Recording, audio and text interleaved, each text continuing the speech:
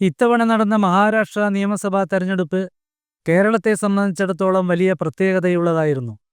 തെരഞ്ഞെടുപ്പ് ചുമതലയിൽ കേരളത്തിലെ രണ്ട് പ്രമുഖ നേതാക്കളുടെ ശക്തമായ സാന്നിധ്യമായിരുന്നു ആ പ്രത്യേകത.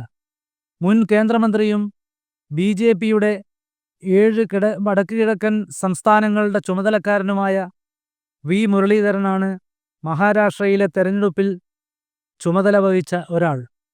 കോൺഗ്രസിൻ്റെ ദേശീയ നേതാക്കളിലൊരാളും മുൻ സംസ്ഥാന ആഭ്യന്തരമന്ത്രിയും മുൻ KPCC പ്രസിഡന്റുമൊക്കെയായ രമേശ് ചെന്നിത്തലയ്ക്കായിരുന്നു കോൺഗ്രസിൻ്റെ ചുമതല.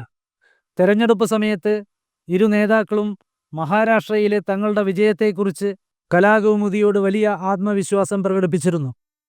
എന്നാൽ തിരഞ്ഞെടുപ്പ് കഴിഞ്ഞ ശേഷം ഇരു നേതാക്കളുടെയും പ്രതികരണം വ്യത്യസ്തമായ നിലയിലായിരുന്നു. മഹാരാഷ്ട്രയിലെ പരാജയം അമ്പരപ്പിക്കുന്നതാണെന്ന് ചെന്നിത്തല പറയുന്നു.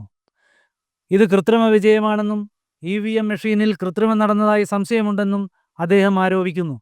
ജമ്മു കാശ്മീർ തന്നിട്ട് ഹരിയാന പിടിക്കുക, ജാർഖണ്ഡ് തന്നിട്ട് മഹാരാഷ്ട്ര പിടിക്കുക എന്ന തന്ത്രമാണ് BJP സർക്കാർ നടപ്പിലാക്കുന്നത്.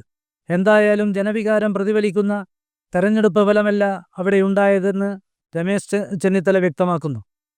കഴിഞ്ഞ ലോക്സഭാ തെരഞ്ഞെടുപ്പ് കാലത്ത് കോൺഗ്രസ് നേതൃത്വത്തിൽ നടന്ന എല്ലാ വ്യാജ ആരോപണങ്ങളും മഹാരാഷ്ട്രയിലെ ജനങ്ങൾ തള്ളിക്കളഞ്ഞതായി മുരളീധരനും പറയുന്നു. 2019 ജനവിധിയെ പിന്നിൽ നിന്ന് കുത്തി അട്ടിമറിച്ച ഉദ്ധവ് താക്കറേക്കുള്ള ജനങ്ങളുടെ മറുപടി കൂടിയാണ് ഈ ജനവിധിയെന്ന് അദ്ദേഹം ചൂണ്ടിക്കാട്ടുന്നു. മഹായുതി സർക്കാർ നടത്തിയ ഒട്ടേറെ ജനകീയ പദ്ധതികൾക്കുള്ള ജനങ്ങളുടെ അംഗീകാരം കൂടിയാണ് തെരഞ്ഞെടുപ്പ് ഫലം. ഈ അടുത്ത കാലത്ത് നടന്ന ഭൂരിപക്ഷം തെരഞ്ഞെടുപ്പുകളിലും രാഹുൽ ഗാന്ധി നേതൃത്വം നൽകുന്ന കോൺഗ്രസിൻ്റെ ഇന്ത്യ സഖ്യം പരാജയപ്പെടുന്നതാണ് നിലവിലെ രാഷ്ട്രീയ സാഹചര്യം.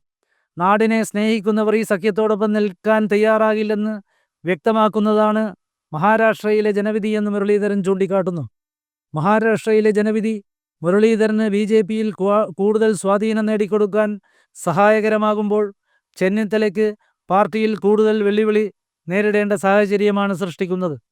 കേരളത്തിലെ കോൺഗ്രസ് രാഷ്ട്രീയത്തിൽ നിന്ന് ചെന്നിത്തലയെ മാറ്റി നിർത്തുന്ന നിലവിലെ സാഹചര്യം കൂടുതൽ ശക്തമാക്കാൻ മഹാരാഷ്ട്രയിലെ കോൺഗ്രസ് തോൽവി കാരണമായേക്കുമെന്നാണ് പൊതുവെ അഭിപ്രായമുയരുന്നത്.